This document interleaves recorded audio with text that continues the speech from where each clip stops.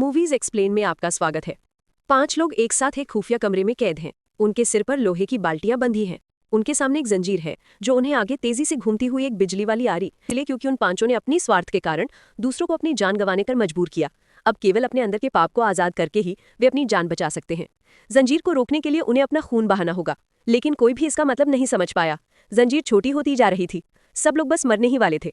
तभी एक इंसान को मानो कुछ याद आया हो। उसने अपने हाथ से जंजीर छोड़ दी और अपना एक हाथ सामने वाली आरी की तरफ कर दिया। जैसे ही हाथ पर एक घाव हुआ, उस औरत का हेलमेट जुरान आश्चर्यजनक रोग से खुल गया। आरी ने भी घूमना बंद कर दिया। बाकी लोगों ने भी फौरन वैसा ही किया और अपनी जान बचा ली। लेकिन एक आदमी जुरान आश्चर्यजनक रूप से अब तक जागा ही नहीं था। औरत ने उसे आवाज देने की कोशिश की, पर तब तक बहुत देर हो चुकी थी। एक बड़ा दरवाजा खुला और बाकी सबको दूसरे कमरे में खींच लिया गया। तब जाके वो आदमी जागने लगा। सच्चाई से अनजान वो सिर्फ आरी की तरफ खिंचता चला गया। बाकी लोग जंजीरों से खींचते रहे और उन जंजीरों का दूसरा सिरा ऊपर की छत से बंधा था। ये साफ था कि अगर उन्होंने जंजीर नहीं रोकी तो वे फांसी पर लटका दिए जाएंगे।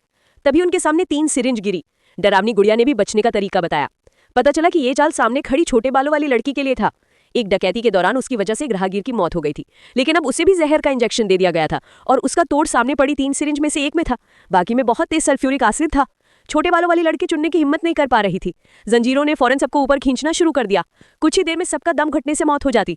दाढ़ी वाले भाई ने सीधे सारी सिरिंज उठाई और सबकी सब उस छोटे बालों वाली लड़की के शरीर में घोप दी। अगले ही पल जंजीरें खुल गई और सब बच गए, लेकिन वो छोटे बालों वाली